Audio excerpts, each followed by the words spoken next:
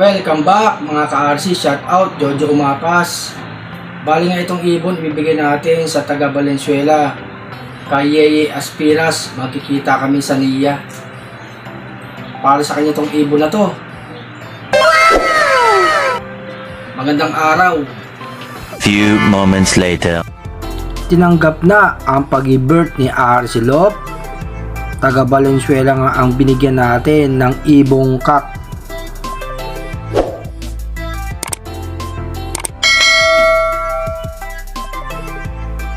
Pakita ko naman yung dalawang inakay natin. Malulusog sila mga ka-RC. Magandang mga inakay. Sana maging katulad ng kulay ng kanilang ama at ina na si Black at Red Bar. Meron tayong pang-entry ngayong taon mga ka-RC. Pinakain ko naman si Promdi ang probinsyano, ang matapang ng ibon. Namimili ng pagkain to.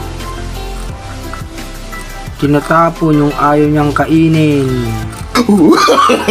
No. Pinapakain ko sa kanya flyer mix mga ka-RC.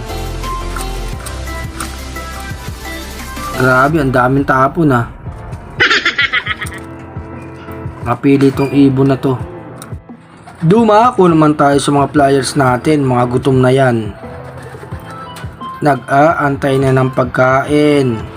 Ito na ang flyer mix, pagkain nila. Gustong gusto nila to. Maganda lang dito, may kasamang mani. Ipapasok ko na yung pagkain nila mga ka-RC. Nakaabang na sila. Lapag na natin.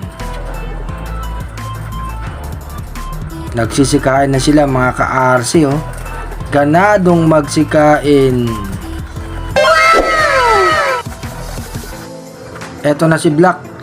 Naglilimlim na sa mga inakay niya. Nasubuan na yung kanyang mga inakay.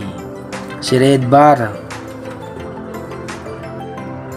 Tapos na kumain yung mga alaga natin, mga tahimik na mga ka-RC.